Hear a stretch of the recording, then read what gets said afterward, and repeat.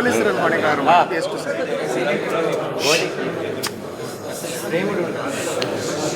ಈಗ ಸರ್ಕಾರ ಏನು ಕ್ರಮ ತೆಗೆದುಕೊಂಡಿದ್ದಾರೆ ಅನ್ನೋದ್ರ ಬಗ್ಗೆ ನಾನು ಟೀಕೆ ಟಿಪ್ಪಣಿ ಮಾಡೋದು ಸರಿ ಬರೋದಿಲ್ಲ. ನಾನು ಅಲ್ಲಿ ಊರಲ್ಲೂ ಇರಲಿಲ್ಲ ಮತ್ತು ಅಲ್ಲಿ ಇರಲಿಲ್ಲ. ಅಲ್ಲಿ ಹೋದ ಮೇಲೆ ನಾನು ಇದ್ರ ಬಗ್ಗೆ ವಿಚಾರ ಹೇಳ್ಬೋದು. ಅಲ್ಲಿ ನಾನು ನೆನ್ನೆನೇ ಹೇಳಿದ್ದೀನಿ, ಆಗಬಾರ್ದಾಗಿತ್ತು, ಆಗೋಗಿದೆ ಇದು. ಆದ್ದರಿಂದ ಸರ್ಕಾರ ಕ್ಯಾಬಿನೆಟ್ ಡಿಸಿಷನ್ ಅದು RCB ಮೇಲೆ, ಕರ್ನಾಟಕ ಸ್ಟೇಟ್ ಕ್ರಿಕೆಟ್ ಅಸೋಸಿಯೇಷನ್ ಮೇಲೆ ಮತ್ತು ಅವ್ರ ಮೇಲೆ ಮಾಡಿರ್ತಕ್ಕಂಥ ಕ್ರಮ ಅಂಥೇಳಿ. ಆದ್ದರಿಂದ ಬೆಂಗಳೂರಿಗೆ ಹೋದ ನಂತರ ಇದ್ರ ಬಗ್ಗೆ ನಾನು ಮಾತಾಡ್ತೇನೆ. ಆದರೆ ಇಲ್ಲಿ ವಿಧಾನಸೌಧದ ಮೆಟ್ಟಿಲುಗಳ ಮೇಲೆ ಪ್ರೋಗ್ರಾಮ್ ಮಾಡಿದ್ದು, ಅದ ನಂತರ ಸ್ಟೇಡಿಯಮಲ್ಲಿ ಪ್ರೋಗ್ರಾಮ್ ಮಾಡಿದ್ದು, ಇದು ಒಂದು ಕಡೆಯಿಂದ ಎಲ್ಲೋ ಒಂದು ಕಡೆ ಫೇಲಿಯರ್ ಅಂತ ಅನ್ಸುತ್ತೆ. ಈಗ ಅಲ್ಲಿ ಜವಾಬ್ದಾರಿ ಸ್ಥಾನದಲ್ಲಿ ಇರ್ತಕ್ಕಂಥವರು ಮಾಡಿರ್ತಕ್ಕಂಥದ್ದು ಕಾರ್ಯಕ್ರಮಗಳು, ಅದು ನಡಿಬಾರ್ದು ಘಟನೆ ನಡೆದೋಗಿದೆ ಸ್ಟೇಡಿಯಂ ಹತ್ರ. ಅದ್ರ ಬಗ್ಗೆ ಕ್ಯಾಬಿನೆಟ್ ಡಿಸಿಷನ್ ತೊಗೊಂಡ್ಮೇಲೆ ನಾನೇನು ಮಾತಾಡಲಿಕ್ಕಾಗೋದಿಲ್ಲ. ಇವತ್ತು ನಾನು ದಕ್ಷಿಣ ಕನ್ನಡದಲ್ಲಿ ನಮ್ಮ ಸಾಮಾಜಿಕ ಕ್ಷೇತ್ರದಲ್ಲಿರ್ತಕ್ಕಂಥ ಶಿಕ್ಷಣ ತಜ್ಞರು, ಸಿವಿಲ್ ಸೊಸೈಟಿ, ಕೆಲವೆಲ್ಲ ಸಾಮಾಜಿಕ ಸಂಘಟನೆಗಳ ಜೊತೆ ನಾನು ಚರ್ಚೆ ಮಾಡಿದ್ದೇನು ಅಂದರೆ ಸುಮಾರು 2 ಗಂಟೆಗಳ ಕಾಲ ಅವರಲ್ಲಿ ಸುದೀರ್ಘವಾದ ಚರ್ಚೆ ಮಾಡಿದ್ವಿ. ದಕ್ಷಿಣ ಕನ್ನಡದಲ್ಲಿ ಯಾವ ರೀತಿ ಶಾಂತಿ ಮತ್ತು ಸೌಹಾರ್ದತೆಯನ್ನು ಕಾಪಾಡಬೇಕು, ಇದಕ್ಕೆ ಏನು ಮಾಡಬೇಕು ಅನ್ನೋದನ್ನು ಅವರ ಸಲಹೆ ಸೂಚನೆಗಳನ್ನು ಸಹ ಎಲ್ಲ ಕೇಳಿದ್ದೀನಿ. ಯಾವ ದಕ್ಷಿಣ ಜಿಲ್ಲೆ ಇಡೀ ಪ್ರಪಂಚದಲ್ಲೇ ಹೆಸರುವಾಸಿಯಾಗಿತ್ತು, ಅನ್ಯೋನ್ಯವಾಗಿ ಬಾಳ್ತಕ್ಕಂಥ ಜಿಲ್ಲೆಯಲ್ಲಿ ಸಾಮರಸ್ಯವನ್ನು ಕದ್ದಲಿಕ್ಕೆ ಯಾರ್ಯಾರು ಕಾರಣರು, ಏನು ಆಗಿದೆ ಅನ್ನೋದನ್ನು ಭಾಳ ಕೂಲಂಕುಷವಾಗಿ ಕೆಲವು ವಿಚಾರಗಳನ್ನು ಹೇಳಿದ್ದಾರೆ. ಆದ್ದರಿಂದ ನಾವೆಲ್ಲರೂ ಸಹ ಸೇರಿ ಸಿವಿಲ್ ಸೊಸೈಟಿ ಮತ್ತು ಶೈಕ್ಷಣಿಕ ಕ್ಷೇತ್ರದಲ್ಲಿ, ಸಾಮಾಜಿಕ ಕ್ಷೇತ್ರದಲ್ಲಿ ಇರ್ತಕ್ಕಂಥವ್ರು ಮತ್ತು ಡಾಕ್ಟರ್ಸ್ ಇದ್ದರು, ಅಡ್ವೊಕೇಟ್ಸ್ ಇದ್ದರು, ಎಲ್ಲರೂ ಸಹ ಸೇರಿ ಒಂದು ಪ್ರಯತ್ನವನ್ನು ಮುಂದೆ ಮಾಡ್ತೀವಿ ಅನ್ನೋದನ್ನು ಎಲ್ಲರೂ ಸಹ ಹೇಳಿದ್ದಾರೆ. ಅವರು ಸಹ ನನಗೆ ಭರವಸೆ ಕೊಟ್ಟಿದ್ದಾರೆ. ಎಲ್ಲರೂ ಸೇರಿ ಒಂದು ಪ್ರಯತ್ನವನ್ನು ಮಾಡೋಣ, ದಕ್ಷಿಣ ಕನ್ನಡ ಜಿಲ್ಲೆಯಲ್ಲಿ ಶಾಂತಿ ನೆಲೆಸಲಿಕ್ಕೆ ಮತ್ತು ಸೌಹಾರ್ದತೆಯಿಂದ ಬಾಳಲಿಕ್ಕೋಸ್ಕರ. ಯಾಕಂದರೆ ಹಿಂದೆ ರಾಜಸ್ಥಾನಲ್ಲಿ ಭಾರತೀಯ ಜನತಾ ಪಾರ್ಟಿಯ ಸರ್ಕಾರ ಇದ್ದಾಗ ಒಬ್ಬ ಶಂಭುಲಾಲ್ ರೆಗಡಿಯಾ ಅಂಥೇಳಿ ಒಬ್ಬ ವೆಸ್ಟ್ ಬೆಂಗಾಲ್ ಹುಡುಗನ್ನ ಸ್ಕೂಟ್ರಲ್ಲಿ ಕರ್ಕೊಂಡು ಹೋಗಿ ಅವ್ರ ಮಗನ ಕೈಯಲ್ಲಿ ವಿಡಿಯೋ ಕೊಟ್ಬಿಟ್ಟು ಕೊಲೆ ಮಾಡೋದನ್ನು ತೆಗೆಸಿದ್ದಾನೆ ಅಂತ ಹೇಳಿದ್ರೆ ಅಂಥ ಕೆಲಸ ಇಲ್ಲಿ ಆಗಬಾರ್ದು. ಇದು ಅದೇ ಥರ ಕೆಲಸ ಇಲ್ಲಿ ಆಗಿರ್ತಕ್ಕಂಥದ್ದು ರಹೀಮ್ ಕೊಲೆ. ಆದ್ದರಿಂದ ಇವೆಲ್ಲ ಆಗಬಾರ್ದು. ಮತ್ತು ಮುಂದೆ ಬರ್ತಕ್ಕಂಥ ದಿನದಲ್ಲಿ ಸಹ ಎಲ್ಲರೂ ಸಹ ಅನ್ಯೋನ್ಯವಾಗಿ ಬಾಳ್ತಕ್ಕಂಥ ವಿಚಾರದಲ್ಲಿ ಯಾವ್ಯಾವ ರೀತಿ ನಾವು ಹೆಜ್ಜೆ ಇಡಬೇಕು ಅನ್ನೋದನ್ನು ಭಾಳ ಸುದೀರ್ಘವಾಗಿ ಹೇಳಿದ್ದಾರೆ. ಮುನೀರ್ ಕಾಟಿಪಾಳ್ಯ ಅವರು ಈ ಒಂದು ಜವಾಬ್ದಾರಿ ವಹಿಸ್ಕೊಂಡು ಈ ಒಂದು ಮೀಟಿಂಗನ್ನು ಮಾಡಿದರು. ಭಾಳ ಚೆನ್ನಾಗಾಯಿತು. ಸರ್, ಈಗ ನಿಯೋಗ KPCC ಒಂದು ನಿಯೋಗ ಬಂದಿದೆ. ಅವರು ಇವತ್ತು ಒಂದು ಪ್ರೆಸ್ ಮೀಟ್ ಮಾಡಿ ಹೇಳಿದರು, ನಡೆದಂತಹ ಘಟನೆಗಳು, ಕೆಲವು ಘಟನೆಗಳು, ಅದರಲ್ಲೂ ಕೊಲೆ ಆದಂಥದ್ದು, ಅದಕ್ಕೆ ಒಂದು ಕಡೆಯಿಂದ ಪರ್ಸ್ನಲ್ ರೈವಲ್ರಿ ಅಂತ ಇದ್ದರೂ ಕೂಡ ಅದನ್ನು ಕೋಮು ಬಣ್ಣ ಹಚ್ಚಿದ್ದಾರೆ ಅನ್ನೋ ಒಂದು ಮಾತನ್ನು ಯೂಸ್ ಮಾಡಿದ್ದಾರೆ. ಅವರು ಟೀಮಲ್ಲಿ ಬಂದಿದ್ದಾರೆ, ಅವ್ರು ಏನು ಹೇಳಿದ್ದಾರೆ ನನಗೆ ಗೊತ್ತಿಲ್ಲ.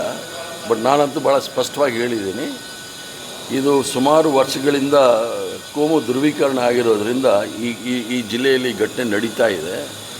ವೈಯಕ್ತಿಕವಾದ ರೈವಲ್ರಿ ಅನ್ನೋದು ರಹೀಮ್ಗೆ ನಾನು ಒಪ್ಪೋಕ್ಕೆ ತಯಾರಿಲ್ಲ. ಯಾಕಂದರೆ ಅವ್ರು ಭಾಳ ಅನ್ಯೋನ್ಯವಾಗಿ ಬದುಕಿದವರು, ಸ್ನೇಹಿತರು. ಆ ಕೊಲೆ ಮಾಡಿದ ತಂದೆಗೆ ಬ್ಲಡ್ ಡೊನೇಷನ್ ಮಾಡಿದ್ದಂಥವ್ರು. ಇದಾಗಬೇಕಾದ್ರೆ ಅದು ವೈಯಕ್ತಿಕವಾದ ದೇಶ ಅಂತ ಹೇಳೋದಿಲ್ಲ. ಅವರ ಒಪಿನಿಯನ್ನು, ಅವರ ಅಭಿಪ್ರಾಯಗಳು ಅವ್ರಿಗಿರ್ಬೋದು. ಅವ್ರೇನು ಅಭಿಪ್ರಾಯ ಕೊಡ್ತಾರೆ ಅವರು ಪಕ್ಷಕ್ಕೆ ಕೊಡ್ತಾರೆ. ನಾನು ಸಿದ್ದರಾಮಯ್ಯನವ್ರು ಏನೇನು ನಡೆದಿದೆ ಅನ್ನೋದು ವಿಚಾರವನ್ನು ನಾನು ಹೇಳ್ತೇನೆ. ಮತ್ತು ಇಲ್ಲಿರ್ತಕ್ಕಂಥ ಕೋಮು ಸೌಹಾರ್ದತೆಯನ್ನು ಕಾಪಾಡಲಿಕ್ಕೋಸ್ಕರ ಯಾರು ಮುತುವರ್ಜಿ ವಹಿಸಿದ್ದಾರೆ, ಅದರಲ್ಲಿ ಸುಮಾರು ಒಂದು 5, 6, 7 ಜನ 10 ಜನ ಬಂದು ಅವರು ಮುಖ್ಯಮಂತ್ರಿಗಳನ್ನ ಭೇಟಿ ಮಾಡಿ ಜಿಲ್ಲೆಯ ಬಗ್ಗೆ ವಿಚಾರವನ್ನು ಮಾಡಲಿಕ್ಕೆ ಅವಕಾಶವನ್ನು ಮಾಡಿಕೊಡಿ ಅಂತ ಅದನ್ನು ಸಹ ಮಾಡಿಕೊಡಿ. ಈ ಘಟನೆಗಳಿಂದಾಗಿ ಕೆಲವೆಲ್ಲ ಡೆವಲಪ್ಮೆಂಟ್ಗಳು, ಪೊಲೀಸರು ಕೆಲವು ಕ್ರಮಗಳನ್ನು ಕೈಗೊಳ್ತೈತೆ. ಅದರಲ್ಲಿ ಗಡೀಪಾರು ಮಾಡುವಂಥದ್ದು ಮತ್ತು FIR ಮಾಡೋದು. ಅದರಲ್ಲಿ ಕೆಲವು ಮುಸ್ಲಿಂ ಮುಖಂಡರು ಕೂಡ ಈಗ ವಿರೋಧ ವ್ಯಕ್ತಪಡಿಸಿ ಸುಮ್ಮನೆ ತಮ್ಮ ಮಕ್ಕಳಿಗೆ ಟಾರ್ಗೆಟ್ ಮಾಡಿಕೊಂಡು ಪೊಲೀಸರು ಗಡೀಪಾರಿಗೆ ಇದು ಮಾಡ್ತಾ ಇದ್ದಾರೆ. ಕಾನೂನು ಎಲ್ರಿಗೂ ಸಹ ಸಮಾನ. ಸಂವಿಧಾನದಲ್ಲಿ ಎಲ್ಲರೂ ಸಹ ಸಮಾನರು. ಯಾರು ಯಾವ ಸಮಯದಲ್ಲಿ ಕಾನೂನನ್ನು ಕೈಗೆ ತೆಗೆದುಕೊಳ್ಳೋಕ್ಕೆ ಪ್ರಯತ್ನ ಮಾಡ್ತಾರೆ, ಶಾಂತಿಯನ್ನು ಕದಡಲಿಕ್ಕೆ ಪ್ರಯತ್ನ ಮಾಡ್ತಾರೆ, ಅವರಿಗೆ ಕಾನೂನಿನ ಚೌಕಟ್ಟಿನಲ್ಲಿ ಕ್ರಮ ಜರುಗಿಸ್ಕೊಳ್ಬೇಕು. ಅದರಲ್ಲಿ ಧರ್ಮ, ಜಾತಿ, ಭಾಷೆ ಯಾವುದೂ ಬರೋದಿಲ್ಲ.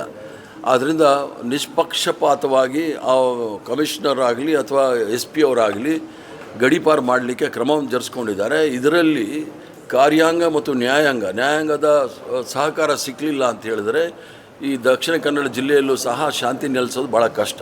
ಸರ್, ಈಗ CM ಅವರು ನಿಮ್ಮನ್ನು ಕಳಿಸಿದ್ದಾರೆ ಇಲ್ಲಿದ್ದು, ಜೊತೆಗೆ ಈಗ ಇನ್ನೊಂದು ತಂಡ ಬಂದಿದೆ KPCC ಅಂತ. ಅದೇನು ಪ್ರಯೋಜನ ಆಗುತ್ತೆ, ಯಾಕೆ ಬಂದಿರೋ? ಪ್ರಯೋಜನ ಪ್ರಶ್ನೆ ಅಲ್ಲ, ಸ್ಥಿತಿಗತಿಗಳನ್ನು ತಿಳ್ಕೊಳ್ಳಿಕ್ಕೆ ಪಕ್ಷದ ವತಿಯಿಂದ ಅವ್ರು ಬಂದಿದ್ದಾರೆ. ನಾನು ಒಬ್ಬ ವಿಧಾನ ಪರಿಷತ್ತಿನ ಸದಸ್ಯನಾಗಿ ಮುಖ್ಯಮಂತ್ರಿಗಳ ಹತ್ರ ಮನವರಿಕೆ ಮಾಡಿದ್ದೆ, ಇಲ್ಲಿ ಮಣಿಪುರ ಆಗಬಾರ್ದು, ಇದನ್ನು ನಿಲ್ಲಿಸಬೇಕು ಅಂತ. ಸ್ವಲ್ಪ ಅದರ ಬಗ್ಗೆ ಹಿನ್ನೆಲೆ ನನಗೆ ಹೇಳಿ ಅದನ್ನು ಆಮೇಲೆ ನಾವು ಏನು ಮಾಡಬೇಕು ಮಾಡೋಣ ಅಂತ ಹೇಳಿದ್ರು, ಅದಕ್ಕೋಸ್ಕರ ಬಂದೆ. ಕಮಿಷನರ್ ಸಸ್ಪೆಂಡ್ ಇತಿಹಾಸದಲ್ಲಿ ಒಂದು ಫಸ್ಟ್ ಟೈಮ್ ಈ ರೀತಿ ಕಮಿಷನರ್ ಬೆಂಗಳೂರಿದ್ದು ಘಟನೆಗೆ ಸಂಬಂಧಪಟ್ಟಾಗಿ ಈಗ ಕಮಿಷನರ್ ಸೇರಿ ಕೆಲವು ಅಧಿಕಾರಿಗಳನ್ನು ಸಸ್ಪೆಂಡ್ ಮಾಡಿದ್ದಾರೆ, ಸರಿ ಅಂತ ಅನಿಸುತ್ತೆ? ಕರ್ನಾಟಕ ರಾಜ್ಯದಲ್ಲಿ ಅದರಲ್ಲೂ ಸಹ ಈ ಥರ ಒಂದು ರೀತಿಯ ಸ್ಟ್ಯಾಂಪೇಡ್ ಆಗಿರ್ತಕ್ಕಂಥದ್ದು ಇತಿಹಾಸದಲ್ಲಿ ಮೊದಲನೇ ಬಾರಿಗೆ. ಆದ್ದರಿಂದ ಕಮಿಷನರ್ ಅವರು one of the cleanest commissioner, ಅದ್ರ ಬಗ್ಗೆ ಯಾರಿಗೂ ಡೌಟ್ ಬೇಕಾಗಿಲ್ಲ. ಭ್ರಷ್ಟಾಚಾರವನ್ನು ಸಂಪೂರ್ಣವಾಗಿ ಡಿಪಾರ್ಟ್ಮೆಂಟಲ್ಲಿ ಕಮ್ಮಿ ಮಾಡಿದಂಥ ಮನುಷ್ಯ ಅವರು. ಈ ವಿಚಾರದಲ್ಲಿ ಏನಾಗಿದೆ ಅಂಥೇಳಿ ಅದು ಕ್ಯಾಬಿನೆಟ್ ತೀರ್ಮಾನ ಆಗಿರೋದ್ರಿಂದ ಅದ್ರ ಬಗ್ಗೆ ನಾನು ಏನು ಹೇಳಲಿಕ್ಕಾಗೋದಿಲ್ಲ.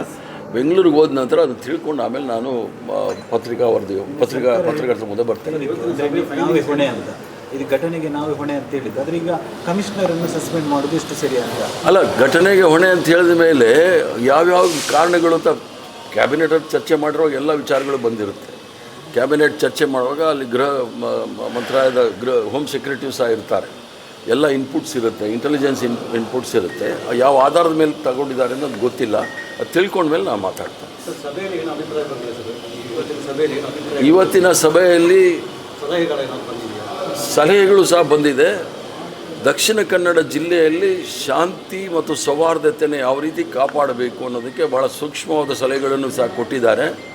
ಮತ್ತು ಎಲ್ಲೂ ಸಹ ಯಾರಾದರೂ ಅಧಿಕಾರಿಗಳು ಯಾವುದೇ ಧರ್ಮ ಜಾತಿ ಸಂವಿಧಾನವನ್ನು ಮೀರಿ ಹೋದಾಗ ಅವ್ರ ಮೇಲೆ ಕ್ರಮ ತರಿಸ್ಕೊಳ್ಬೇಕು ಅಂತಲೂ ಸಹ ಕೆಲವು ವಿಚಾರಗಳು ಬಂದಿದೆ. ಸರ್, ಈಗ ಒಂದು ಕೋಮುದ್ವೇಷ ಭಾಷಣಗಳಲ್ಲಿ ಅನೇಕರು ಕೋರ್ಟಿಗೆ ಹೋಗಿ ಇಮಿಡಿಯೇಟಾಗಿ ರಿಲೀಫ್ ಪಡ್ಕೊಂಡು ಬರ್ತಾ ಇದ್ದಾರೆ ಸರ್. ಕಾನೂನಲ್ಲಿ ಬದಲಾವಣೆ, ಈಗ ಕಾನೂನು ಬದಲಾವಣೆ ಬೇಕಾಗಿಲ್ಲ, ನ್ಯಾಯಾಲಯದ ಸಹಕಾರ ಇರಲಿಲ್ಲ ಅಂತ ಹೇಳಿದ್ರೆ ಕರಾವಳಿಯಲ್ಲಿ ಶಾಂತಿ ನೆಮ್ಮದಿ ಕಾಪಾಡೋದು ಭಾಳ ಕಷ್ಟ. ಯಾವುದೇ ಧರ್ಮ ಜಾತಿ ಭಾಷೆಯವರ ಇದ್ರೂ ಸಹ ದ್ವೇಷ ಭಾಷಣ ಮಾಡೋರಿಗೆ ಸುಪ್ರೀಂ ಕೋರ್ಟು ಭಾಳ ನೇರವಾಗಿ ಹೇಳಿದೆ, ಸ್ವಯಂ ಪ್ರೇರಿತ FIR ದಾಖಲು ಮಾಡ್ಕೊಳ್ಬೇಕು ಅಂಥೇಳಿ ಅದಕ್ಕೆ ತಕ್ಕನಾದ ಸೆಕ್ಷನ್ಗಳನ್ನ ಹಾಕಿ ಅವ್ರನ್ನ ಕಾನೂನುಬದ್ಧವಾಗಿ ಅವ್ರನ್ನ ನ್ಯಾಯಾಲಯಕ್ಕೆ ಕರ್ಕೊಂಡು ಹೋಗಬೇಕಾಗುತ್ತೆ. ಆದ್ದರಿಂದ ನ್ಯಾಯಾಲಯ ಮತ್ತು ಕಾರ್ಯಾಂಗ ಅದರ ಸಹಕಾರ ಇರಲಿಲ್ಲ ಅಂತ ಹೇಳಿದ್ರೆ ದಕ್ಷಿಣ ಕನ್ನಡ ಜಿಲ್ಲೆ ಒಂದೇ ಅಲ್ಲ, ಯಾವುದೇ ಇಡೀ ರಾಜ್ಯದಲ್ಲಿ ಶಾಂತಿ ನೆಲೆಸೋದು ಭಾಳ ಕಷ್ಟ ಆಗುತ್ತೆ. ಹಾಗಾದರೆ ವೀಕ್ ಸೆಕ್ಷನ್ಗಳನ್ನು ಹಾಕ್ತಾ ಇದ್ದಾರೆ ಅಂತ ಅದು ಯಾಕೆ ಆಗಿದ್ದಾರೆ ಅನ್ನೋದು ಗೊತ್ತಿಲ್ಲ. ಅದನ್ನು ಸರಿಯಾಗಿ ಅದನ್ನು ನ್ಯಾಯಾಲಯಕ್ಕೆ ಪ್ರೆಸೆಂಟ್ ಮಾಡಬೇಕಾಗುತ್ತೆ. ಅದನ್ನು ಅಲ್ಲಿ ಹೋದಾಗ ನಾನು ಮಾತಾಡ್ತೀನಿ. ಕೆಲವೊಮ್ಮೆ ಸರ್ಕಾರಗಳೇ ಅದರ ವಿರುದ್ಧ, ಅಂದರೆ ಈಗ ಅರ್ಜಿಗಳು ಹಾಕಿದಾಗ ಸರ್ಕಾರದ ಪರ ವಕೀಲರು ಹಾಜರಾಗ್ತಾ ಇಲ್ಲ ಅಲ್ಲಿ. ಕೆಲವು ಸಂದರ್ಭದಲ್ಲಿ ಆಗೋಗುತ್ತೆ, ಯಾವುದೋ ಒತ್ತಡಕ್ಕೆ ಯಾವುದೋ ಇದಕ್ಕೆ ಮಣಿದು ಆಗುತ್ತೆ, ಅದು ಆಗಬಾರ್ದು ಅಂಥೇಳಿ ಅದನ್ನು ನಾನು ಸಹ ಮುಖ್ಯಮಂತ್ರಿಗಳ ಗಮನಕ್ಕೆ ತರ್ತೇನೆ. ಅಪರಾಧಿಗಳಿಗೆ ದ್ವೇಷ ಭಾಷಣ ಪ್ರಚೋದನಕಾರಿ ಭಾಷಣ ಮಾಡೋರಿಗೆ ರಿಲೀಫ್ ಸಿಕ್ಕಿದ್ರೆ ಕರ್ನಾಟಕ ರಾಜ್ಯದಲ್ಲಿ ನಾವೇನು ಸರ್ವ ಜನಾಂಗದ ಶಾಂತಿಯ ತೋಟ ಅಂತ ಹೇಳಿದ್ದೀವಿ, ಅದಕ್ಕೆ ನಾವು ದ್ರೋಹ ಬಗ್ದಂಗೆ ಆಗುತ್ತೆ. Thank you.